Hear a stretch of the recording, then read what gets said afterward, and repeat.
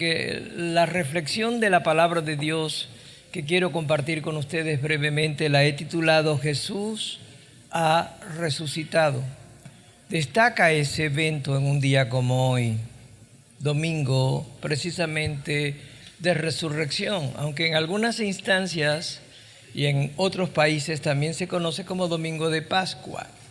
Pero se puede entender que es la misma celebración, pero que no es la Pascua hebrea, sino la Pascua judía, la Pascua cristiana en un enfoque diferente, porque el Cordero en este caso es el Señor Jesucristo, como Cordero inmolado, como el Cordero de Dios que quita el pecado del mundo. Pero nosotros preferimos llamarla resurrección para hacer una diferenciación de que estamos celebrando la verdadera fiesta de la resurrección. Entonces en Mateo 28 hay un pasaje descriptivo de ese momento en el cual algunas de las mujeres que servían al Señor, como el Señor murió muy cercano a la celebración de la Pascua, su cuerpo fue levemente preparado, superficialmente, no recibió todo el ritual, muy acostumbrado entre los judíos para dar sepultura. Entonces él, semi preparado, fue enterrado en una cueva, colocado en un sepulcro. Y muy de mañana, el día domingo, las mujeres fueron simplemente a terminar de arreglar el cuerpo, de cumplir con ese ritual judío, de terminar de vendar y colocar óleos, aceites aromáticos, para ungir y honrar en la sepultura al Señor. Sorpresas para ellas, que el Señor ya no estaba en la tumba, porque Jesús había resucitado. Entonces Mateo 28, a partir del verso 1, se los leo y usted lo puede ver en pantalla. Dice: pasado el día de reposo, o sea, sábado, al amanecer del primer día de la semana, o sea, domingo, vinieron María Magdalena y la otra María a ver el sepulcro. Y hubo un gran terremoto porque un ángel del Señor, descendiendo del cielo y llegando, removió la piedra y se sentó sobre ella. Su aspecto era como un relámpago y su vestido blanco como la nieve. Y de miedo de él, los guardas temblaron y se quedaron como muertos, es decir, paralizados.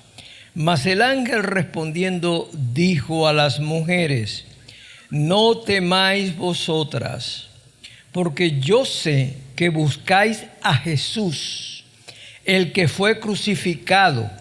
No está aquí, pues ha resucitado como dijo. Venid, ve el lugar donde fue puesto el Señor, e id pronto y decid a los discípulos que ha resucitado de los muertos. Y he aquí, va delante de vosotros. Jesús va delante de vosotros a Galilea. Allí le veréis. He aquí os lo he dicho. Entonces ellas salieron del sepulcro con temor, pero a la vez con gran gozo. Fueron entonces ellas y corriendo fueron a dar las nuevas, las buenas noticias a sus compañeros discípulos. Y mientras iban a dar las nuevas, para mayor sorpresa y bendición de ellas, cuando iban hacia los discípulos, he aquí Jesús les salió al encuentro, entiéndase, resucitado, diciendo con un saludo muy acostumbrado: salve. Y ellas, acercándose, abrazaron sus pies y le adoraron, indicando que él como Dios aceptaba la adoración. Entonces Jesús les dijo: no temáis, vuelve a repetir, y da las nuevas a mis hermanos para que vayan a Galilea y allí me verán. Gloria al Señor. Esto es parte conmemorativa y de registro histórico de las crónicas de la resurrección. Es tan histórico, tan evidente, que aún las Sagradas Escrituras se tomaron el momento y así lo hicieron en detalle, en este caso el ángel, porque no solamente le dijo a quién buscaba, Ustedes buscan a Jesús, señaló una persona histórica real, el que fue crucificado, para indicar que no es otro Jesús. Ya no está aquí, ha resucitado. Y pasen y vean el sepulcro vacío. Está dando testimonio físico, visual, aún para aquellos que a veces no quieren creer sobre la resurrección del Señor. Pero Dios no solamente es real, sino que se encarga de dar testimonio para que vea que todo puede ser confirmado. Porque la fe no es una utopía que no tenga realidad. No, la fe es algo real, solamente que trasciende más de la realidad y va hacia lo desconocido, hacia aquellas cosas que aún no hemos visto, pero que sabemos que se van a manifestar. Le damos la gloria a nuestro Dios. Ya en el Antiguo Testamento se hablaba de esto. Ya el profeta Isaías, 750 años antes de este evento, ya él hablaba del Mesías que sufrió, del Mesías y su redención. Por eso la otra cita bíblica en pantalla sería Isaías 53, solo un versículo, donde el profeta Isaías, hablando de este evento futuro, narra y dice: angustiado él y afligido, no abrió su boca. Como cordero fue llevado al matadero, y como oveja delante de sus trasquiladores, enmudeció y no abrió su boca. Dando a entender que como él tenía delante de sí el gozo de saber que él estaba salvando, redimiendo la humanidad, y que el cumplimiento de la ley que decía que el alma que pecare morirá, eso se estaba cumpliendo, era sobre él, para que no se cumpliera sobre ti. Tú puedes tener muerte física, pero nunca tendrás muerte espiritual si tienes a Cristo como tu Salvador.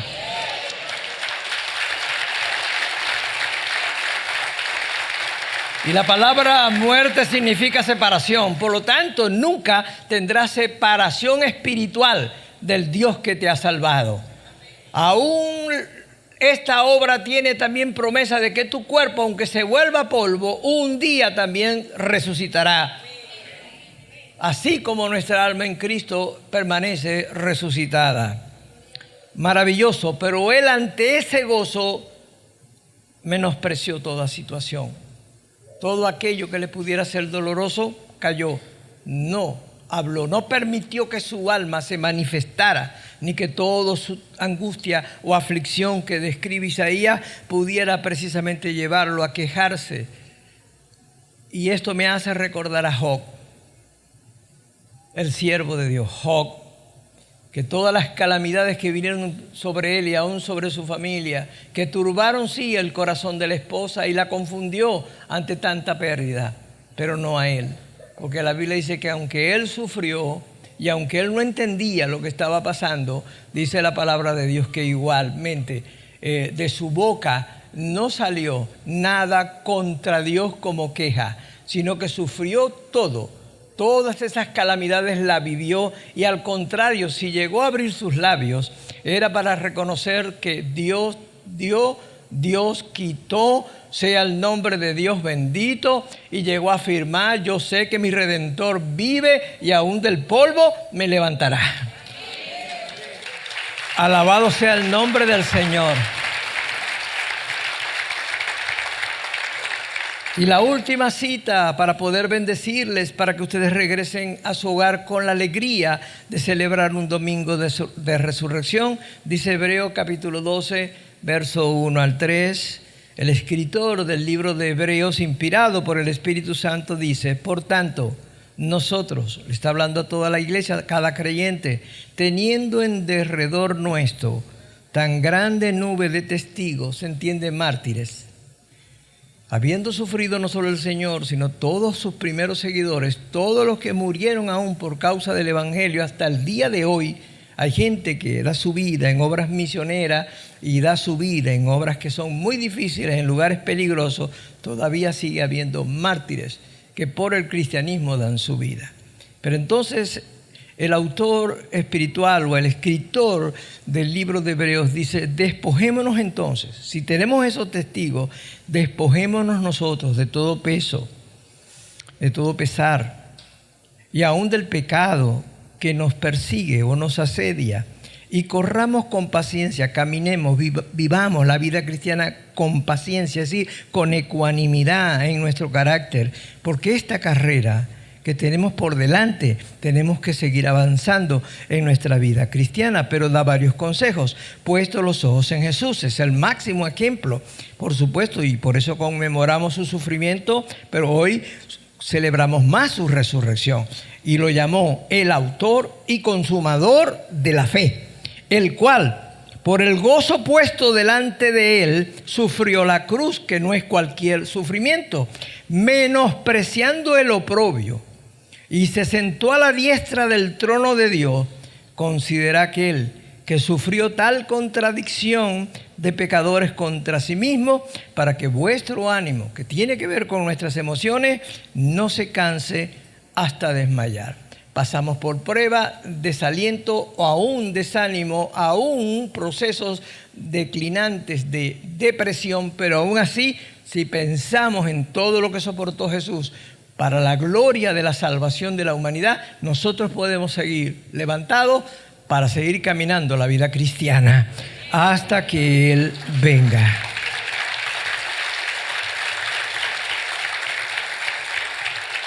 Y en la última lámina que verán en la pantalla se define el término oprobio.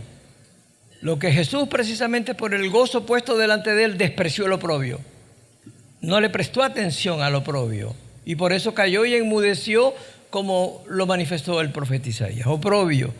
Dice que es una vergüenza pública o una humillación pública, que es un deshonor, una ofensa, un agravio, una infamia que aún se puede denominar una ignominia. Eso es profundo. Mas, sin embargo, él se cayó. No lo reclamó. Usted y yo pasamos por dificultades. A veces tenemos desánimos, tenemos desaliento. A veces tenemos recaídas. Pero aún así yo le animo a no desmayar. Siga mirando a Jesús, autor y consumador de la fe. Vea el ejemplo de él. Y tenga por delante usted el gozo de saber que sea su labor como cristiano, que tiende a solicitar un sacrificio. Su labor como esposo, como esposa, como padre de familia. Hay cosas que a veces nos conviene no desmayar. Si algo podemos levantarnos es para proteger a otros. A veces he dicho que Jesús bajo el huerto del olivar, es decir, en el monte de los olivos, que era un huerto de plantas de olivo, ahí la Biblia narra en los 3 evangelios sinópticos y aún en el Evangelio según San Juan, narra de que Jesús allí se postró. Es la primera posición que él tuvo allí frente a aquel lugar. Dice que aún allí afligido se postró, es decir, se derrumbó, se derribó. Fue allí donde él dijo: mi alma está muy triste, porque estamos hablando de que la fe cristiana tiene que ser integrada con una salud mental y una salud emocional, de tal manera que nuestra alma no estorbe el proceso de vida y de fe que tiene nuestra naturaleza espiritual. Y allí pues lo socorrieron ángeles para fortalecerle, pero tuvo otra posición, no quedó postrado. La Biblia dice que se levantó, porque en medio de toda esa carga, la fuerza de él, la buena voluntad de él y la fuerza que le impartieron precisamente los ángeles lo ayudaron a levantarse. La Biblia dice que Jesús se levantó, pero una tercera posición que él tuvo bajo el olivar no solamente fue que se postró o se levantó, sino cuando venía la turba precisamente a arrestarlo, como no sabían quién era Jesús en medio de sus discípulos, iban a agredir con espada a sus discípulos. La Biblia dice que él tomó una tercera posición, que es la que yo te invito a que tú tomes hoy, domingo de resurrección. Y es que él se adelantó, no solo se postró, no solo se levantó, la Biblia dice, se adelantó hacia la turba agresiva de soldados asesinos y puso detrás de él a sus discípulos. Y le dijo a esos soldados: si me buscáis a mí, dejadlo ir a ellos. Lo que quiero decirle, aún previo a todo el sufrimiento y muerte en cruz, él protegió a sus discípulos. Tú te tienes que levantar de cualquier aflicción que tengas. Te tienes que levantar, aunque esa aflicción te haya postrado, Pero más que eso, te tienes que adelantar, porque tú tienes que poner detrás de ti a tu familia. De tal manera que si el enemigo viene,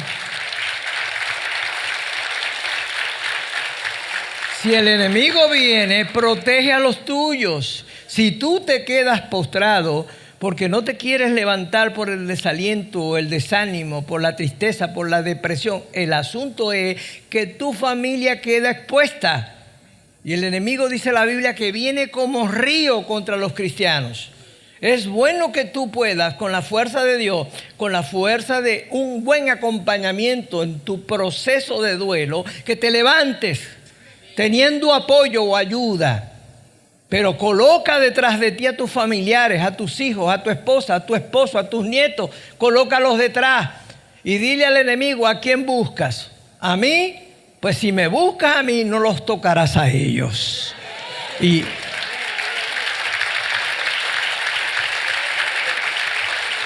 usted los enfrenta toda adversidad y toda situación dolorosa, pero lo hace con el poder del Señor y con la ayuda del Espíritu Santo. Si te quedas postrado en tu depresión, desánimo, desaliento, cualquier proceso, pues obviamente dejas vulnerable a todos los tuyos. Estemos de pie para bendecirles y despedirles.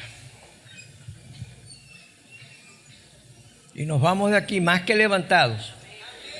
Nos vamos adelantados a decirle a cualquier amigo o familiar que Jesús ha resucitado.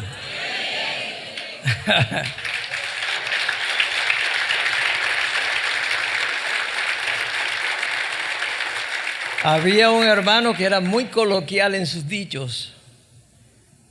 Y cuando uno lo saludaba: ¿cómo estás, hermano?, él siempre respondía y decía: como la auyama.